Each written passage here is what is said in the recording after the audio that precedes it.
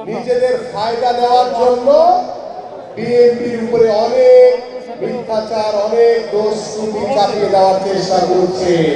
কারণ বাংলাদেশে এখন তো আর কোনো আওয়ামী লীগ নাই, সব বিএনপি হয়ে গেছে। বিএনপি হচ্ছে না ভাই সবাই?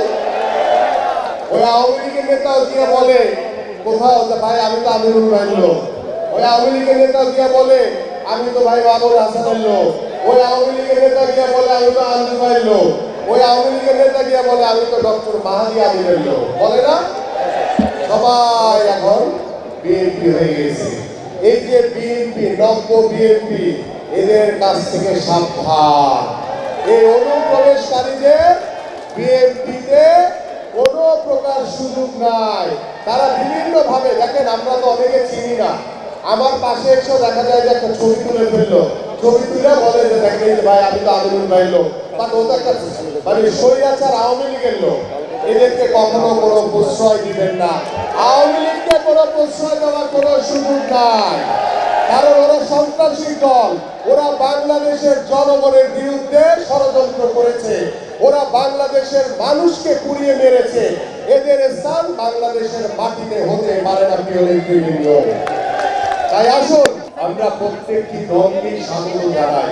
প্রত্যেকটি নাগরিকের তার রাজনীতি করার অধিকার রয়েছে, কিন্তু রাজনীতি করার অধিকার নিয়ে আপনারা দলও করবেন, আবার সরকারের সুবিধাও নেবেন, এটা আবার কোন ধরনের কথা? একটি রাজনৈতিক দল, আমরা একটি অন্তর্বর্তীকালীন সরকারের ভিতরে রয়েছে, আমরা তাদেরকে সহযোগিতা করছি, আমাদের সাধারণ মানুষ তাদেরকে সহযোগিতা করছে।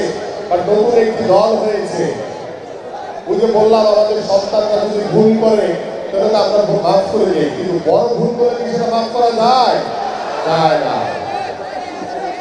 আমাদের সেই নতুন দল, তারা দল করে সরকারের বিরুদ্ধে বলে, আবার তাদের লোকই আবার সরকারে বসে রয়েছে।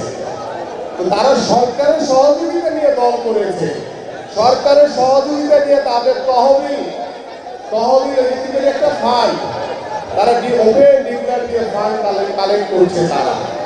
এবং আমরা দেখেছি গত 2 দিনে এক সাবেক এমপি বাড়িতে গিয়ে এক বৈষম্য বিরোধী ছাত্র আন্দোলনের সমন্বয়ক 1 কোটি টাকার উপরে চাঁদা চেয়েছে।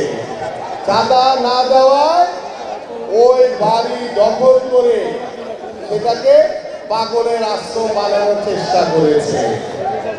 আজকে বিভিন্ন জায়গায় আমরা দেখছি যে বৈষম্য বিরোধী ছাত্র আন্দোলনের পরিচয় দিয়ে বিভিন্ন জায়গায় চাঁদাবাজি চলছে, বিভিন্ন জায়গায় অপকর্মে ইতিমধ্যে লিপ্ত হয়ে গেছে। কিন্তু বাংলাদেশ জাতীয়তাবাদী দলের প্রত্যেকটি নেতা কর্মী, আমাদের বিএনপির ভারপ্রাপ্ত চেয়ারম্যান জনাব তারেক রহমানের নেতৃত্বে আমরা ঐক্যবদ্ধ রয়েছি।